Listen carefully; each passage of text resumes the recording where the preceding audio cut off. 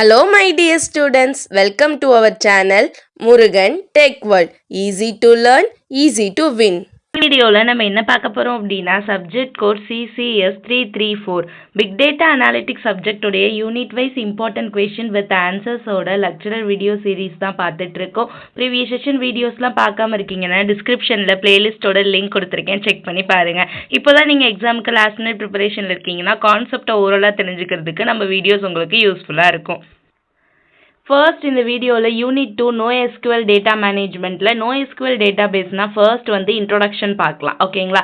So NoSQL database அப்படின்றதுக்கு full form என்னென்னா not only SQL அப்படின்னு அர்த்தம். SQL அப்படின்னா என்ன? Structured query language. That means in some ஆர்டரில் நம்மளுடைய டேட்டாஸ் எல்லாம் ஸ்டோர் பண்ணி வச்சுருக்கோம் அப்படின்னா அதுக்கு பேர் நம்ம SQL ஸ்ட்ரக்சர்டு query லாங்குவேஜ் அப்படின்னு சொல்லுவோம். அது எப்படி இருக்கும் அப்படின்னா நம்ம ரிலேஷனல் டேட்டாபேஸ் மாதிரி இருக்கும் structured query language. That means rows and காலம்ஸ்ல நம்மளுடைய டேட்டாஸ் எல்லாம் ஸ்டோர் பண்ணி வச்சிருப்போம். இதுதான் ரிலேஷனல் டேட்டாபேஸ்னு சொல்லுவோம், ஓகேவா?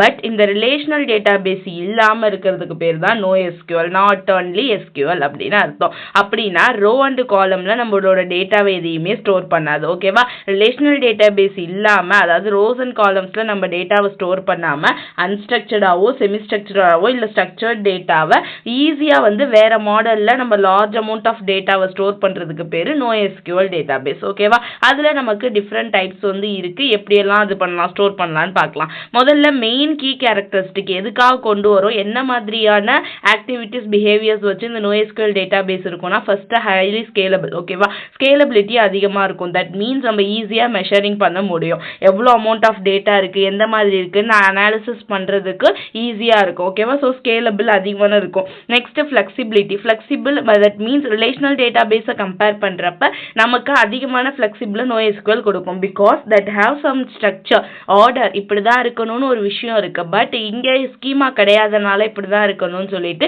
ஈஸி ஃபிளெக்சிபிளா இருக்கும், ஓகேவா? ஸோ எந்த ஒரு ஃபிக்ஸ்டு ஸ்கீமாவும் கிடையாது, இப்படிதான் இருக்கணும்னு சொல்லி ஒரு ஆர்டர் இல்லாதனால ஃபிளெக்சிபிலிட்டி அதிகம். அடுத்த ஹை பர்ஃபார்மன்ஸ், ஓகேவா?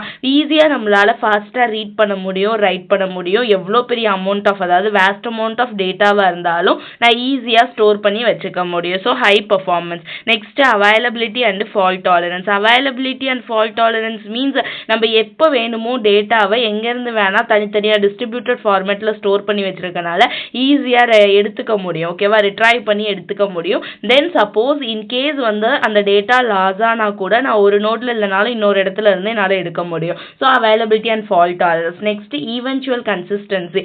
ஈவென்ச்சுவல் கன்சிஸ்டன்சி மீன்ஸ் நம்ம வந்து ரிலேஷனல் டேட்டாபேஸ் வந்து என்ன பண்ணுவோம், ஆசிட் ப்ராப்பர்ட்டிஸ் யூஸ் பண்ணும். ஆனால் வந்து நம்ம வந்து என்ன பண்ணுவாங்க அப்படின்னா இங்கே வந்து கேப் தியரம் யூஸ் பண்ணுவாங்க, ஓகேவா? ஸோ இங்கே வந்து ஆசிட் ப்ராப்பர்ட்டிஸ் இல்லாமல் கேப் தியரம் யூஸ் பண்ணுறோம் NoSQL டேட்டாபேஸ்க்கு. That means consistency, availability, partition tolerance, ஓகேவா? இது எப்படி இருக்கும்? ஈவென்ச்சுவலி கன்சிஸ்டன்ஸ்னா ஒன்று CA இல்லை CP இல்லை AP, இந்த ஃபார்மேட்டில் 3 வகையில் வந்து நமக்கு டிஃப்ரென்ஷியேட் ஆகும். இது முன்னாடியே நம்ம படிச்சிருப்போம் கேப் தியரம் பற்றி, ஓகேவா? டேட்டா கன்சிஸ்டண்ட்டாக இருக்கிறது, அவைலபிளாக இருக்கிறது, தென் கரெக்டாக வந்து பிரிஞ்சு எப்படி இருக்குன்னு நான் பார்க்குறது. இது 3 பற்றி சொல்கிறது கேப் தியரம். அப்போ NoSQL டேட்டாபேஸ் என்ன சப்போர்ட் பண்ணும்? கேப் தியரம் சப்போர்ட் பண்ணும், ஓகேவா? These are the some of the characteristic of NoSQL database.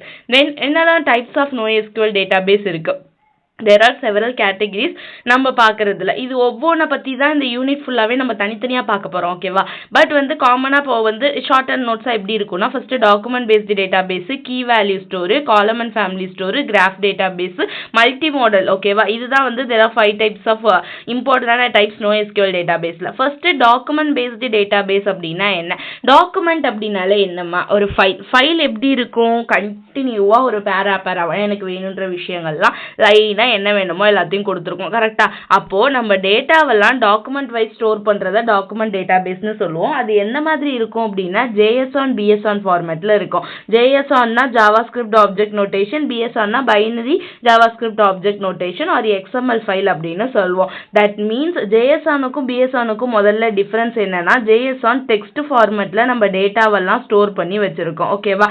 அதுவே BSON வந்து binary format, that means 0s and 1s ஃபார்மேட்ல நம்ம டேட்டா டேட்டாவெல்லாம் ஸ்டோர் பண்ணி வச்சிருக்கோம். இதே மாதிரி நம்ம டேட்டாவை ஹைராரிக்கல் ஆர்டர்ல ஒரு டேட்டாபேஸ் ஸ்டோர் பண்ணி வச்சிருக்கு அப்படின்னா அதை நம்ம டாக்குமெண்ட் பேஸ்டு டேட்டாபேஸ் அப்படின்னு சொல்லுவோம். தென் இந்த டாக்குமெண்ட்ஸ் பார்த்தோம்னா கீ வேல்யூ பேர்லயோ இல்லை அரேஸ்லயோ ஒரு நெஸ்டட் ஸ்ட்ரக்சர்லயோ இருக்கும். தட் மீன்ஸ் எப்படி இருக்கும் அப்படின்னா ஒரு கீ இருக்கும், இப்போ ஒரு 1 அப்படின்னா இந்த 1க்கு ஒரு வேல்யூ வந்து ஸ்டோர் பண்ணி வச்சிருக்கோம். ஓகேவா? ஸோ அந்த வேல்யூவை வச்சிருக்கோம். இதுவே ஒரு நெஸ்டட் ஃபார்மெட்ல, தட் மீன்ஸ் இப்போ ஒரு அட்ரஸ்ன்னு எடுத்துக்கிறோம் அப்படின்னா அட்ரஸ்ன்னு ஒரு கீ எடுத்துக்கிறேன்னா இதுக்குள்ள ஸ்ட்ரீட் நம்பரு, ஃபோன் நம்பர், அந்த பின்கோடு, என்ன இது டோர் நம்பர், தாலுக்கு, டிஸ்ட்ரிக்ட்னு இது எல்லாமே ஒரு நெஸ்டட் ஃபார்மெட்ல இருக்கிறது. இந்த மாதிரி தான் இருக்கும் டாக்குமெண்ட் பேஸ்டு டேட்டாபேஸ். இதுக்கு மெயினாக யூஸ் பண்ணுறது 2 மாங்கோ டிபி, காஸ்ட் டிபி. ஓகேவா? மாங்கோ டிபின்றது ஒரு most popular document based database. ஓகேவா? இது பிஎஸ்என் ஃபார்மெட்ல நம்ம டேட்டாவெல்லாம் ஸ்டோர் பண்ணி வச்சுக்கவும் ஈஸியாக ரீட் அண்ட் ரைட் ஆப்ரேஷன் பண்ணவும் யூஸ் ஆகும். நெக்ஸ்ட் காஸ்ட் டிபி ஜேஎஸ்என் ஃபார்மெட்ல நம்ம டேட்டாவெல்லாம் ஸ்டோர் பண்ணி வச்சுக்கோம். இங்கே மேப் ரெடியூஸ்ட் டெக்னிக் யூஸ் பண்ணி பண்ணுவோம். ஓகேவா? எங்கெல்லாம் மெயினாக யூஸ் பண்ணுறாங்க அப்படின்னா கண்டென்ட் மேனேஜ்மெண்ட் சிஸ்டம், ஒரு ஆஃபீஸ், ஒரு ஹாஸ்பிட்டல், ஒரு ஸ்கூல், இங்கெல்லாம் வந்து நம்ம டேட்டா ஸ்டோர் பண்ணுறப்ப கண்டென்ட் மேனேஜ்மெண்ட் சிஸ்டம்க்கு, இ-காமர்ஸில், சோஷியல் மீடியாவில், இந்த மாதிரி நிறைய இடத்துல டாக்குமெண்ட் பேஸ்டு டேட்டாபேஸ் தான் யூஸ் பண்ணுறாங்க. அடுத்து பார்த்தோம் செகண்ட் ஒன்னா key value store. Key value ஸ்டோர்ன்றது ஒரு simplest form of NoSQL database. That means ஒவ்வொன்றும் ஒவ்வொரு கீ தனியாக இருக்கும், அந்த கீக்கு தனியாக ஒவ்வொரு வேல்யூ வந்து இருக்கும். ஓகேவா? இந்த ஃபார்மெட்டில் நம்ம டேட்டாவெல்லாம் ஸ்டோர் பண்ணுறதுக்கு பேர் தான் நம்ம கீ வேல்யூ டேட்டாபேஸ் அப்படின்னு சொல்லுவோம். அந்த வேல்யூ வந்து என்ன டைப் ஆஃப் டேட்டா வேணா இருக்கலாம், ஸ்ட்ரிங்காக இருக்கலாம், ஆப்ஜெக்டாக இருக்கலாம், லிஸ்ட்டாக இருக்கலாம், எப்படி வேணா இருக்கலாம். ஆக மொத்தம் ஒரு கீக்கு வேல்யூ வந்து ஸ்டோர் பண்ணியிருக்கோம். Example Redis, ரியாக்ன்றது.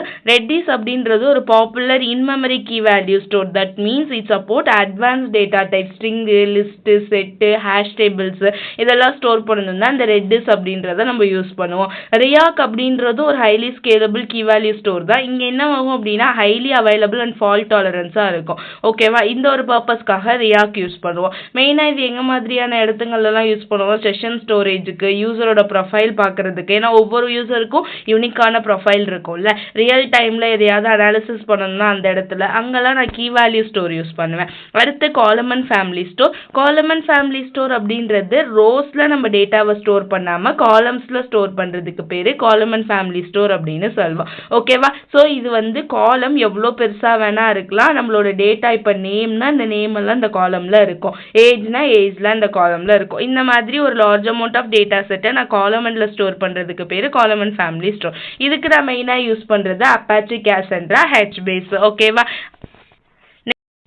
Next fourth one பார்த்தோம்னா கிராஃப் டேட்டாபேஸ். கிராஃப் டேட்டாபேஸ் அப்படின்றது நம்மளோட டேட்டாவை எப்படி ஸ்டோர் பண்ணி மேனேஜ் பண்ணணும்னா it's comes under some network. ஓகேவா? ஒரு நெட்வொர்க் உள்ள மற்ற நோட்ஸுக்கு இடையில உள்ள ரிலேஷன்ஷிப் யூஸ் பண்ணி நம்ம டேட்டாவை மெயின்டைன் பண்றதுக்கு பேரு கிராஃப் டேட்டாபேஸ் அப்படின்னு சொல்லுவோம். இது மெயினா எங்க யூஸ் ஆகும்னா ஒரு சோஷியல் நெட்வொர்க்ல, ஒரு ரெக்கமெண்டேஷன். ஏன்னா வந்து ஒரு குரூப்பா ஒன்று செயல்படுறப்போ ஒருத்தவங்களுக்கு தெரிஞ்ச இன்ஃபர்மேஷன் அடுத்தவங்களுக்கும் ஷேர் ஆகும். அப்போ ரெக்கமெண்டேஷன் சிஸ்டம்க்கு, தென் ஃப்ராட் டிடெக்ஷனுக்கு, ஏதாவது ஒரு ஃப்ராட் இருந்துச்சுன்னா அதை கண்டுபிடிக்கிறதுக்கு, இந்த மாதிரி விஷயத்துக்கெல்லாம் இந்த கிராஃப் டேட்டாபேஸ் ரொம்ப யூஸ்ஃபுல்லா இருக்கும். ஓகேங்களா? இது பார்த்தோம்னா Neo4j and Arango DB use பண்ணி என்ன பண்ணுவாங்க அப்படின்னா இந்த கிராஃப் டேட்டாபேஸ்லாம் ஒர்க் பண்றாங்க. நான் சொன்ன மாதிரி மெயினா சோஷியல் நெட்வொர்க், ஃபேஸ்புக், வாட்ஸ்அப் இதெல்லாம் யூஸ் பண்றதுக்கு, ஒரு ரெக்கமெண்டேஷன் நெட்ஃபிளிக்ஸ்லாம் வந்து நம்ம பார்க்குற மூவிக்கு ஏற்ற மாதிரி நமக்கு ஒரு இதை சஜஸ்ட் பண்ணும், அதுக்காக ஃப்ராட் டிடெக்ஷன் சிஸ்டம்க்கு, இதுக்கெல்லாம் வந்து இந்த கிராஃப் டேட்டாபேஸ் யூஸ் பண்றோம். இதுவே மல்டி மாடல் டேட்டாபேஸ் அப்படின்னா மோர் தென் ஒரு டேட்டா மாடல் இல்லாம ஹைபிரிடா எல்லாமே இதுல இருக்க நம்ம பார்த்த 4 டேட்டா மாடல்ஸையும் மிக்ஸ் பண்ணி வர்றதுக்கு பேரு மல்டி மாடல் டேட்டாபேஸ் அப்படின்னு சொல்லுவோம். ஓகேவா? நெக்ஸ்ட் பார்த்தோம்னா சம் அட்வான்டேஜ் அண்ட் டிஸ்அட்வான்டேஜ் 2 மார்க்ல கேட்டாங்கன்னா எழுதுறதுக்கு. ஸோ பெனிஃபிட்ஸ் அப்படின்னு பார்த்தோம்னா முதல்ல சொல்லியாச்சு, இதில் ஸ்கேலபிள் அதிகம். ஓகேங்களா? ஸோ எவ்வளோ வேணுமோ நம்ம வந்து ஹரிசாண்டலி ஸ்கேலபிலிட்டி அப்படின்னு சொல்லுவோம். எவ்வளோ வேணாலும் வேஸ்ட் அமௌண்ட் ஆஃப் டேட்டாவை நம்ம ஆட் பண்ணிக்கிட்டே போகலாம். Next easily flexible. Okay, so because நம்ம இங்கே structured data, semi structured data, unstructured data எல்லாத்தையுமே மெயின்டைன் பண்றதுனால ஈஸி ஃபிளெக்சிபிளா இருக்கு. Then high availability and fault tolerance, low latency operation, அடுத்து ஆப்டிமைஸ்டு பிக் டேட்டாவுக்கு ஒரு மெயின் திங்காக யூஸ் ஆகுது.